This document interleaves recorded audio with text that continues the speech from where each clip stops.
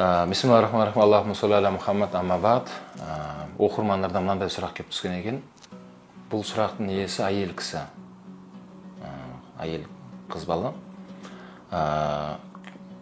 Күйеуімен жанжалдасып қаламыз. Сөзге келіп қаламыз.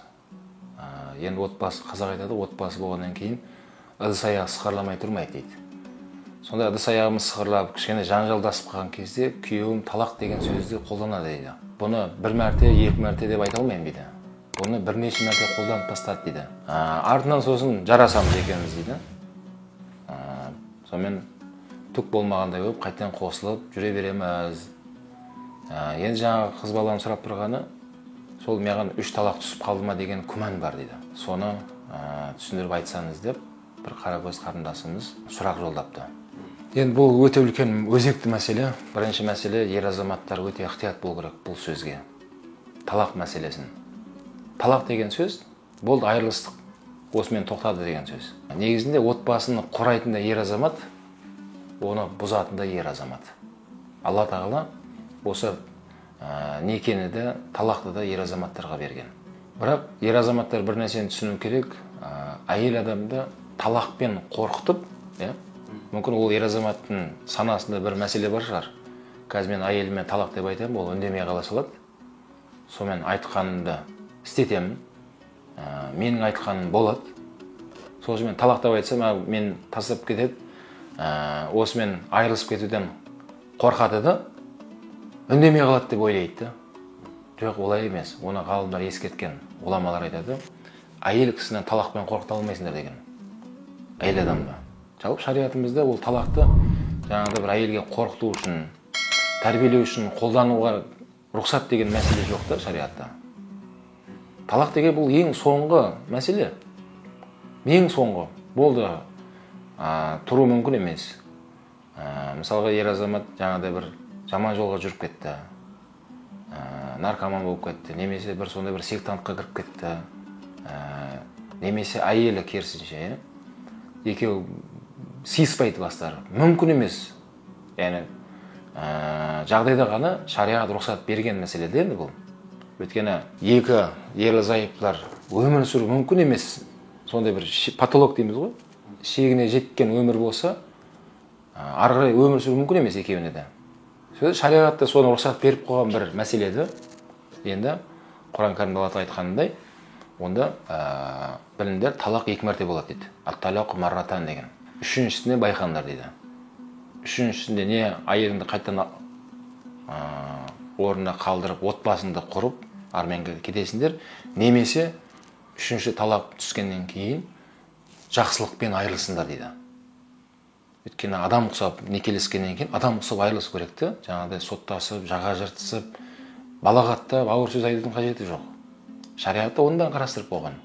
Демек, бұл талақ деген мәселе отбасының болды, тоқтады деген мәселе. Енді ол ер азамат, ана отбасы өмірі әлі басталмай тұрып, балалар жас, әлі некелескен кезде өсем, өнемін деп біреудің аманат қызын алды ғой.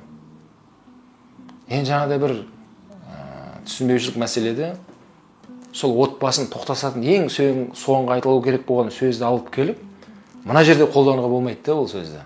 Сол үшін ер азаматтар айтқымыз келеді, әйел адамды олай тәрбиеленбейді. Бәлкім біліммен тәрбиеленеді. Білім алу парыз. Ер азаматқа да, әйел кісіге де. Расул саллаллаху алейхи хадисінде келеді. Құранда да ең алғашқы аят білім алу жайында түскен. Адам білім алған кезде әр адам өзінің міндетін түсінеді. Ер азаматтың міндеті бар мына өмірде. Оған жеке бір тоқталамыз қаласа, әйел кісінің өмірдегі миссиясы бар. Олардың да міндеттері бар. Ертең Құдайдың алдында оларда сұралатын мәселелері бар. Адам білім алған кезде жаңағыдай бір айырылыс ол. Қой, тоқтайық, осымен деген нәрседен адам аулақ болады. Неге? Ерлі-зайыптылар екеуі де біледі, бұл уақытша өмір. Уақытша өмірде Алла бұларды қосты, жұптастырды. Сол жұпымен Алла бұларға берекет беріп, ұрпақ өмірге келді. Мына жаңа айтылғанда, демек, ер азаматтар өте ықтият болу керек. Бұл ашумен, немесе әзілмен айтатын сөз емес. Расул саллаллаху алейхи айтқан хадис бар, біліп қойыңыздар. Мынандай 3 сөз бар, 3 түрлі мәселе бар. Оның әзілі де шын, шыныда шын деген мәселенің ішінде біреуі осы талақ мәселесі. Әйеліне әзілдесіп отырып сен талақсың деп айтса, талақ түсе береді. Артынан ойнап айттым, әзілдесіп айттым деген жүрмейді. Сол үшін талақ мәселесі жаңа айтылғандай бұл ең соңғы нүкте. Отбасымен болды.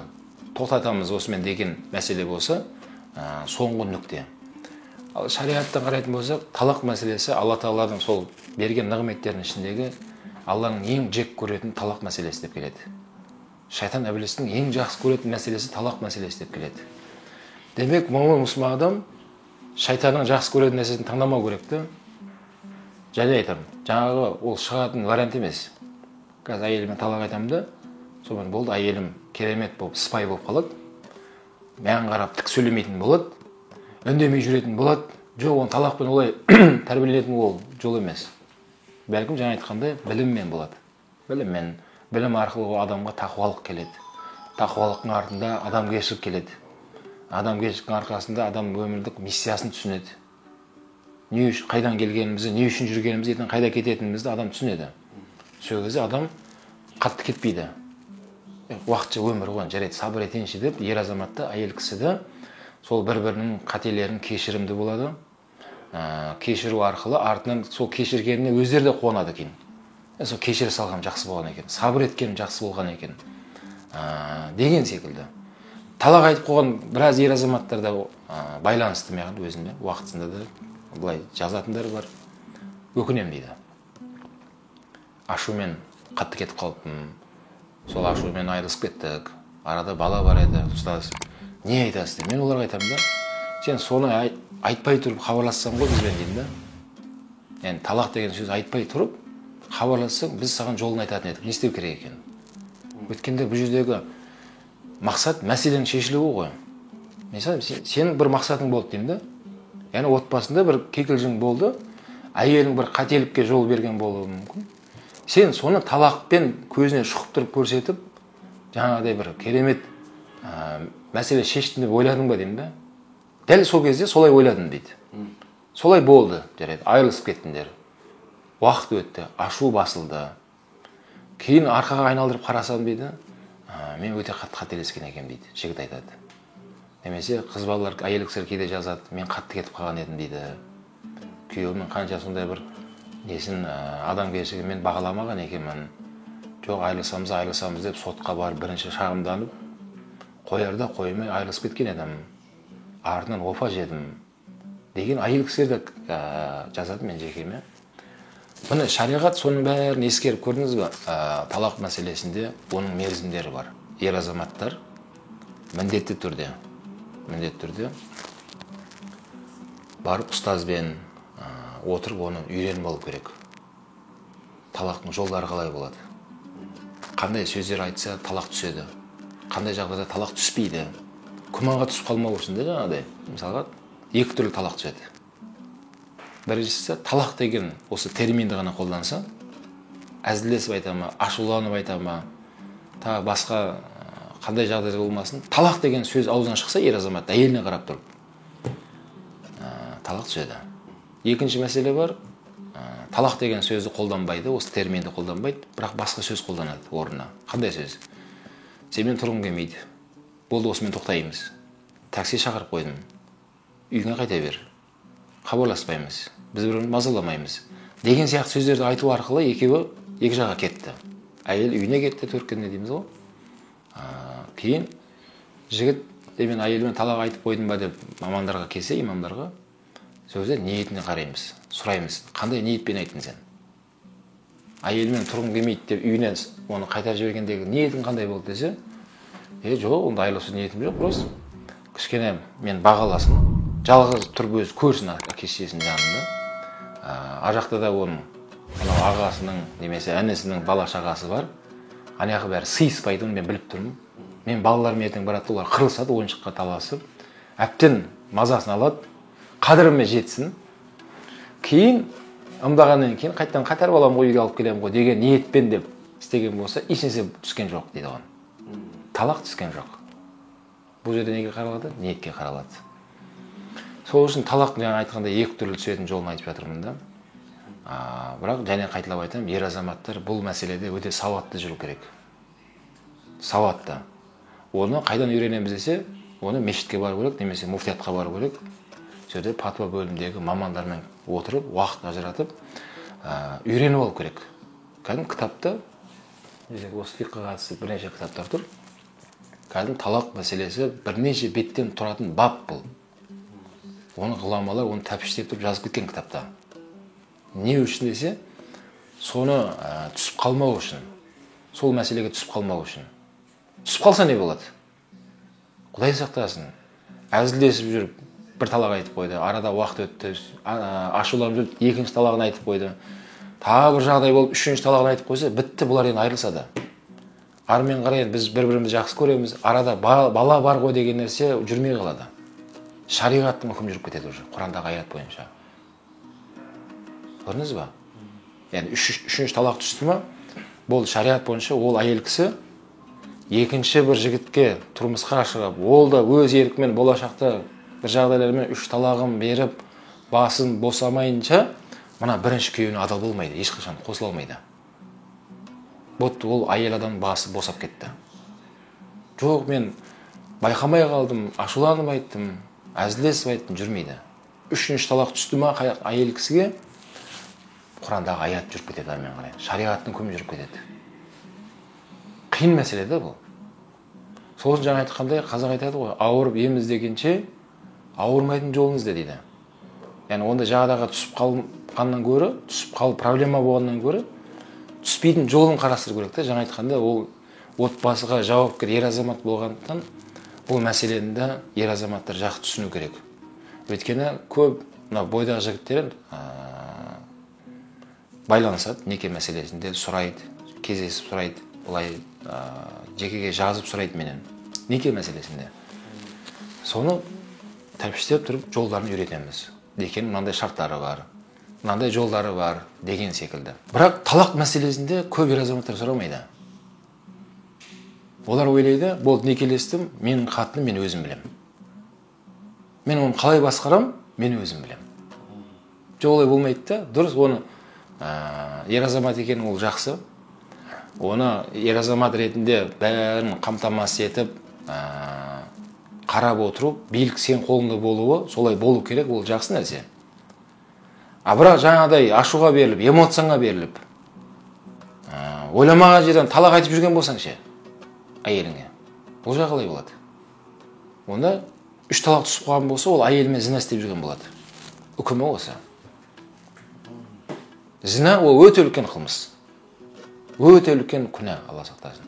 Ол ойлап бір, менің әйелім, арада балалар шағамыз бар, мен өзім білем. Жоқ, ондай болмайды.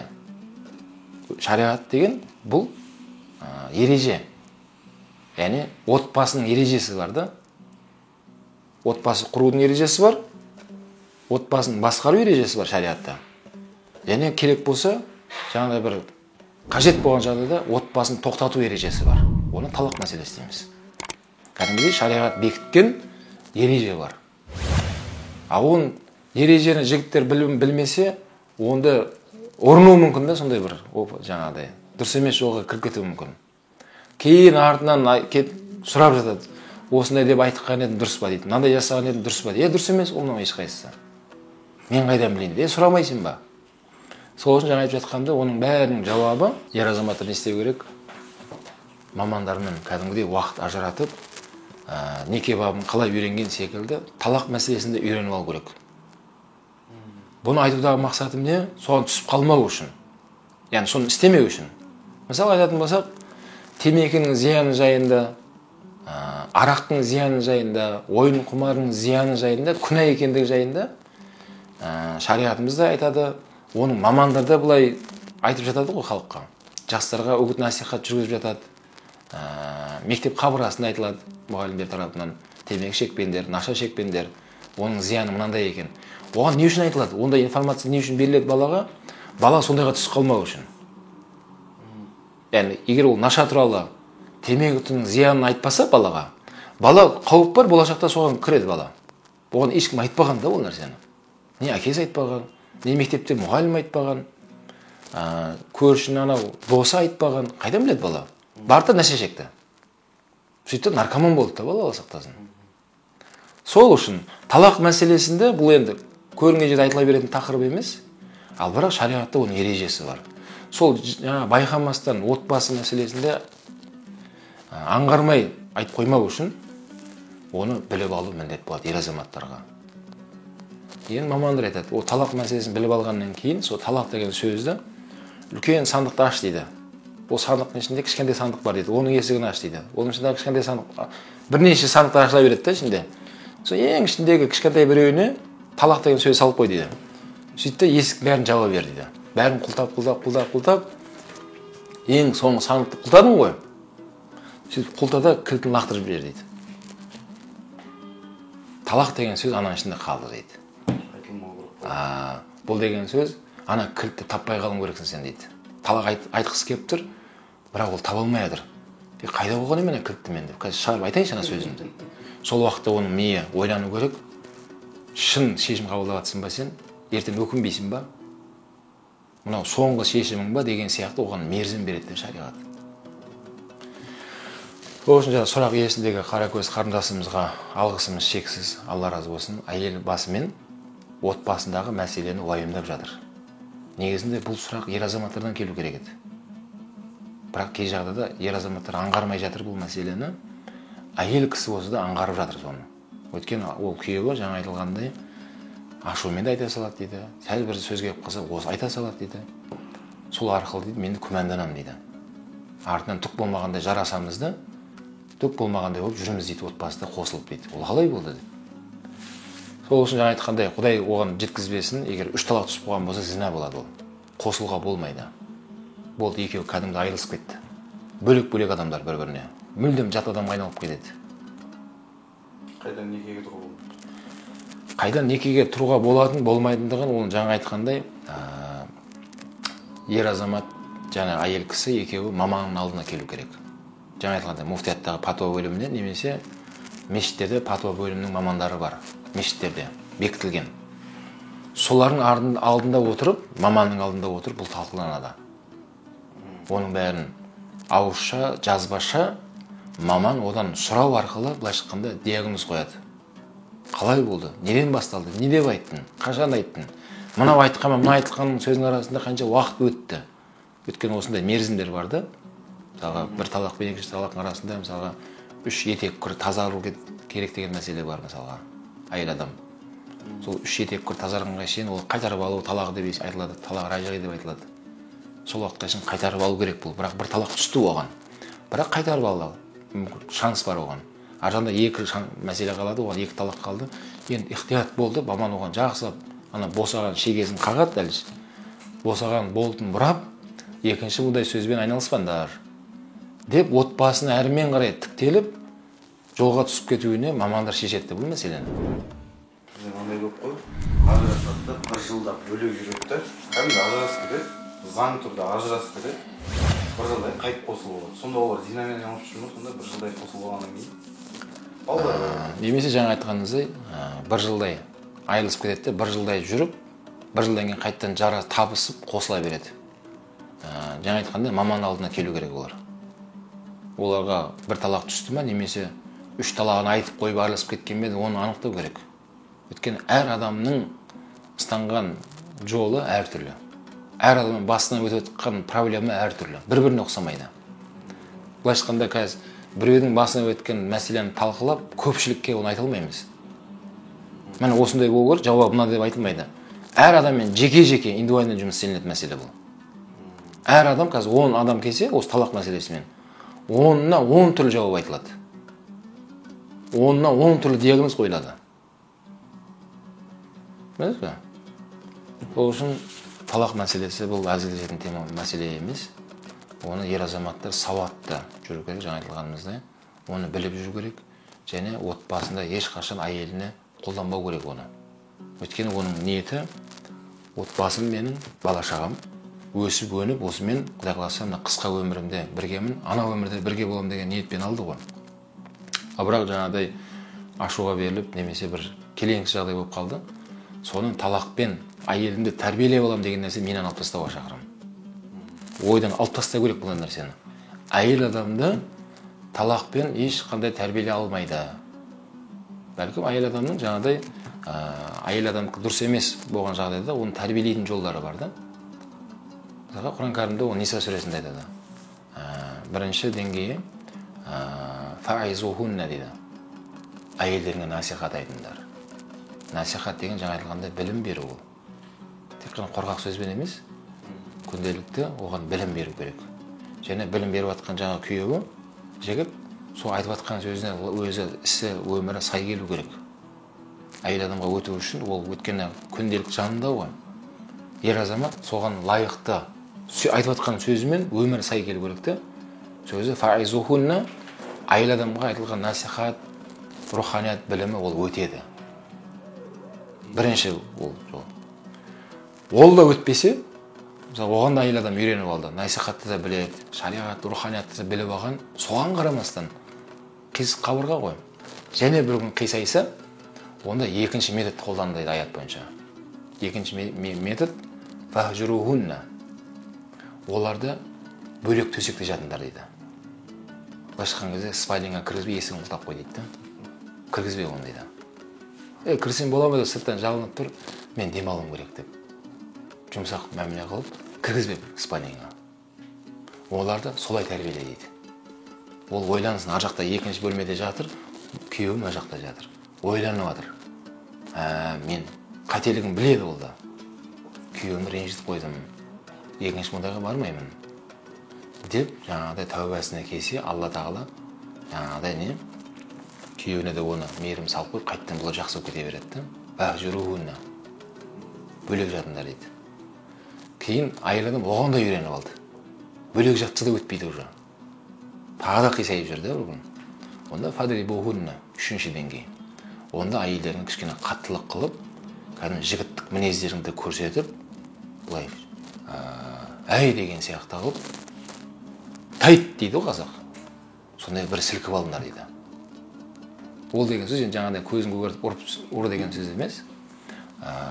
Сені әйелдеріңді қаттылық қылып, кейде әйел адамдарға осында ер азаматтардың мінезі жетіспей тұрады. О да бәрі бар. Бірақ бір сілкі болатын мінез керек болады оған. Әйел адамға осы нәрсе жетіспей тұрады, осы доза керек болады. Енді жаңа айтылғандай осы дозаны бірінші беруге болмайды да. Бірінші қандай еді жаңағы? Үшінші доза. Бұл негізі үшінші этап еді. Кейде жігіттер осыны бірінші қолданып жатыр ғой. Бірінші қолданған кезде ол пайда бермейді да. Әйел адамда А десе Б деп тұр, сөз қайтарып, сөзі талақсың деп қорқытам деп тұр ол. Кет, жол, талақсың сен дейді да. Ол демек, жігіттің бұл жердегі станған жол дұрыс емес, қолданып жатқан методтар дұрыс емес. Неге? Ол жаңағыдай сілкіп алу сөзбен отырып, қатты сөз айтып, жаңағыдай.